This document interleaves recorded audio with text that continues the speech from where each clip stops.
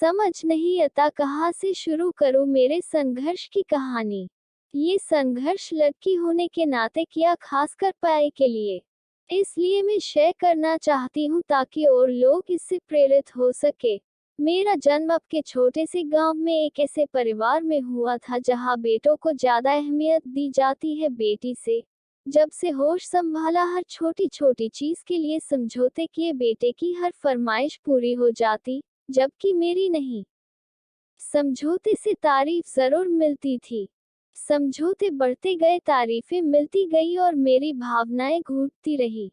मैं शुरू से ही पढ़ाई में बहुत अच्छी थी और मुझे पढ़ने का बहुत शौक था, पर मेरे रास्ते में बहुत रुकावटें आई। मेरे माँ बाप ने मेरी शादी की ठानी।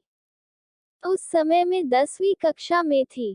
पहले कहते थे 12वीं करा देंगे, पर मेरी शादी 15 साल की नाबालिग उम्र में हो गई। मेरे पति भी शुरू में पढ़ाई करवाना चाहते थे, पर सास के आगे उनकी एक ना चली। फिर मैं मायके आ गई। मेरे साथ की लड़कियां 12वीं के फॉर्म भर रही थी। मैंने भी पापा से लड़कर फॉर्म भर दिया। पढ़ाई में होशियार होने के कारण कम समय में तैयारी कर ली।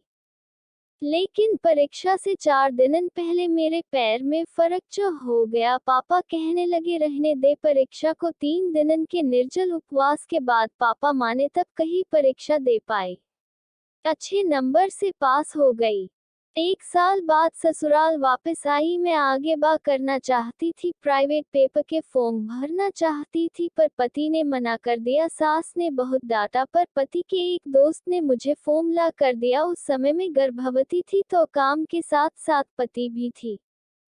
कभी दाल सब्जी में कमी होती तो डांटा पड़ती थी सास से। वैसे भी पढ़ने का समय कम लगता था, इसलिए मैंने तब पढ़ना शुरू किया जब सब सो जाते थे। परीक्षा से ठीक 20 दिन पहले मेरा पहला बेटा हुआ। ऐसी हालत में परीक्षा दी मैंने और अच्छे मार्क्स आए। इसी तरह माँ भी पास कर ली। सास के अत्याचार भी इस बीच चलते रहे। मैं भी अबला नारी, सब सहती रही। फिर 3 साल बाद मेरा दूसरा बेटा हुआ। वो मुझे अपने मायके में ही करवाना पड़ा, क्योंकि सास अत्याचार करती थी। फिर मेरी जिंदगी में वो मनहूस दिन आया जो भगवान किसी को ना दिखाए। उस दिन मेरे पति मुझे हमेशा हमेशा के लिए छोड़ गए। उनकी मौत भी एक अनसुलझी पहेली है। उनकी लाश खेत में मिली, ना तो पोस्टमार्टम होने दिया। पुलिस भी मिल गई थी अपराधियों से। जो भी हुआ, मेरी तो दुनिया ही उजड़ गई। मेरे ससुराल वाले मुझे रखना चाहते थे, पर मेरे पापा बोले जो लोग पति के सामने सम्मान नहीं देते वो अब क्या खाक देंगे। वो मुझे अपने साथ ले आए। बोले बेटी नहीं, बेटा बनाकर रखूंगा। तब से उनके साथ ही हूँ।